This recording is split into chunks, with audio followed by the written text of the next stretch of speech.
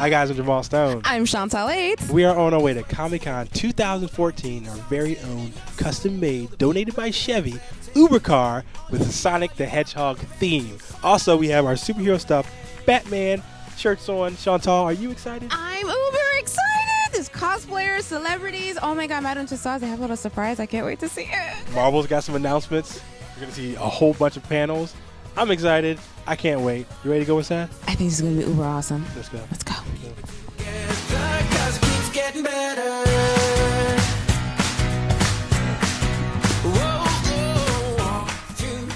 You could travel to any of the Rick and Morty worlds. Which one would you do for like a day just to hang out?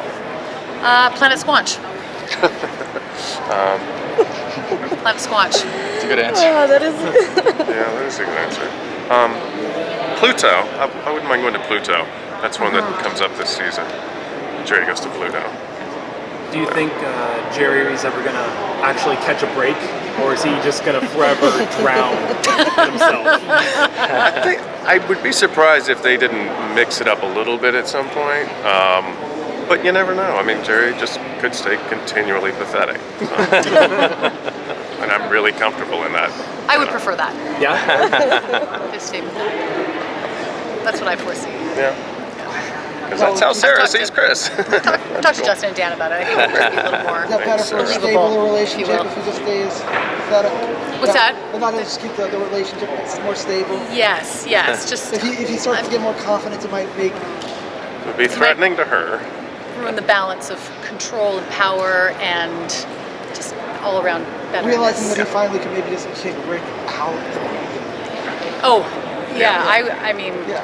If Jerry had any balls. Of course, Rick would do something to make that not happen, you know, because he's the smartest person in the universe. So. But there's quite a cliffhanger this season. There is.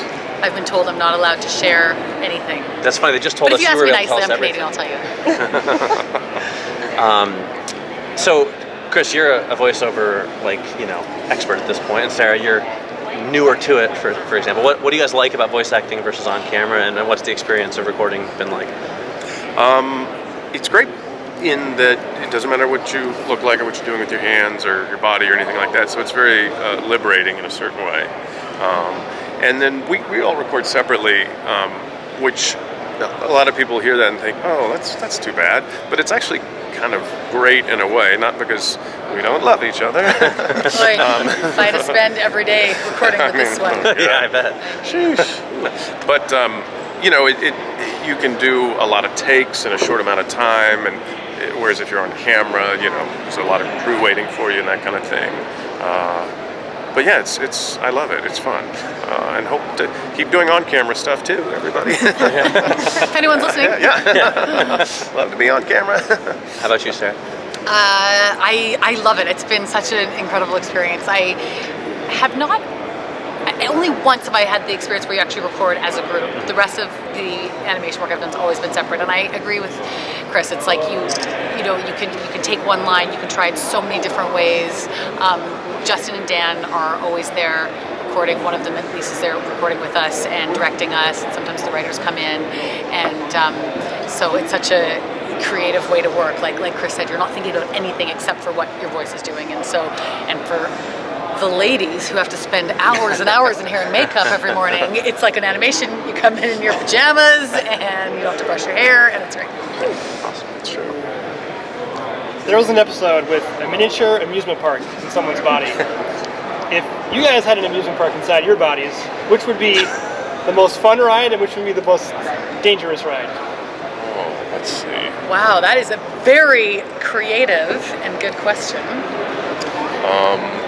The intestinal flume would be the most fun ride. Oh, But then we're learning something about Chris. the chamber of the bowels would be the most horrid ride, I think, probably. After Taco Bell? Just anytime. Anytime. You never want to be down there. Just anytime. I think there would be a hot bev center in mine. If I was not an actor, I'd be a barista, and so I think it would be like more than rides. There'd be a lot of concession stands. Like there would be like the tiny donut place, and then There would be the hot beds, and I'd be in there making So a lot of food. there'd be a lot of food places. Oh, that tells us More a lot than about rides. you too. Yeah. Obsessed with food. Yeah. I like food. Is there a place, either real or fictional, that you want Rick and Morty to desperately go to? Like Iceland, or like, Star Trek world or something? That's a great question. Below the surface of the Earth would be cool. It would be cool. Yeah, Yes. Middle Earth. perhaps. Perhaps. Have they gone there? I think not. No, they haven't. I don't think. I would like to see them go to Saturn. Just see what those rings are about. What's in the rings? What's in the rings? We kind of know. What are they about? Like, why are there? Is it just like a Ice, hologram? There dust. really are rings? They're real? Did an animator just paint them around? No. I'm pretty sure that's what we figured out. Bless her right? heart, she never completed primary school, so I was put to work very young. Young acting's all about. There's no school. It's just So- Where needs to go? I learned today that it's dust particles. I mean, it's amazing. ice. A lot of ice. Ice. Dust. Yeah. Dust. Rock. The show is obviously a little on the offbeat side. Do you guys ever, when you're recording or even when you do scripts, have to just stop and ask them, what the hell is going on right now?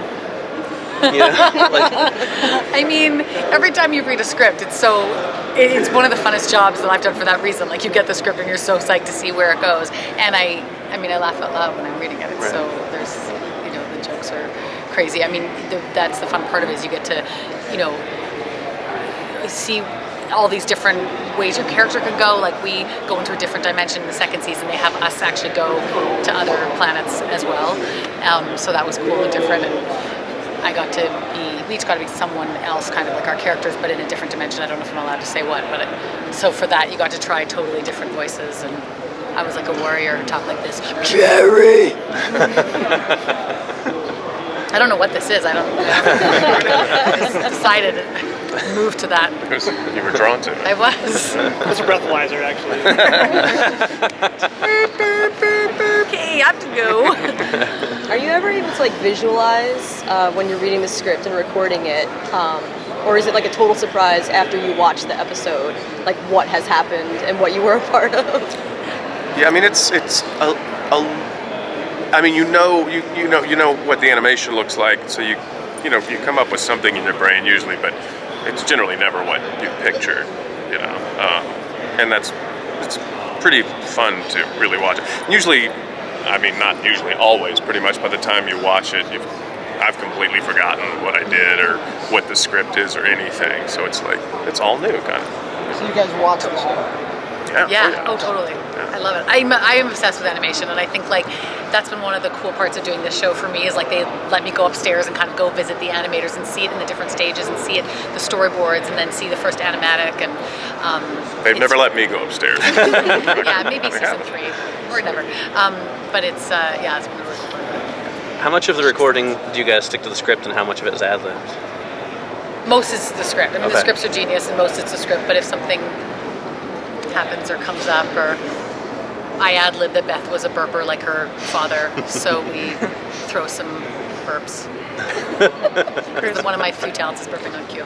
Great. When you see the final product, are you ever surprised by how much vitriol Justin can get in just saying Jerry? That's a constant. No, but it's fun. It's fun to hear it. I mean, I don't know if he does Rick and Morty at the same time. I kind of think he does. I mean, I've seen him do it in person, but it's just, it's amazing. It's amazing to watch. And then also they get so many great guest voices too, and sometimes you can kind of pick out who it is, and it's like, oh, that's so-and-so. If you guys had your own Mr. Meeseeks, what would you make him do in your personal life? Just your Your everyday. own wish-granting Yeah. meeseeks. Wow. I guess to make me a lot of money, just to make me a lot of money, yeah. Then you just don't work, and the meeseeks goes out, works for you. And Well, I'd still probably want to work, because there comes a certain sense of self-worth and value working, But yeah, to have a lot of money, I'd buy a nicer house, put my kid through college and all that. yeah, it's a good wish. What would your meeseeks do? Probably a lot of neck massages. Then take over the barista duties of the household, which are about 13 to 14 a day. So it's a heavy job. So I probably have barista me-seeks. Yeah. So how did you guys get involved in the show to begin with? Did they come to you? Did you go to them? How did it come about that you landed your roles? I honestly don't remember. I think I auditioned at some point. He got a straight offer, I think. I think he's just being kind to me because he's sitting beside somebody who had to audition. But I know it sounds like I'm being coy, but I don't know that I did. I think I might have auditioned, but it was so long ago because this was several years ago when we did the pilot, and then there was a long waiting period before anything else happened. So I honestly don't remember. I auditioned, and I was in Canada at the time at a friend's cabin. So there was I'm on the phone with Justin and Dan, and there's dogs barking, and I loved it and wanted it so badly. So I was like, please let the dogs just not bark for 30 seconds while I get through this line. And it was, just from the moment I read the pilot, I wanted to be part of it. All right, last question, please. What was it about the script when you first read it that made you really fall for it? Just how unique and creative it was. It's so different, I think, than anything else on TV. I love that you have this grounded family life with you have real marital issues that they're having, and then all of a sudden there's this whole sci-fi element that is so amazing, and that you don't even know till you start working on seeing more episodes where the show's going to go. I just thought it was so unique.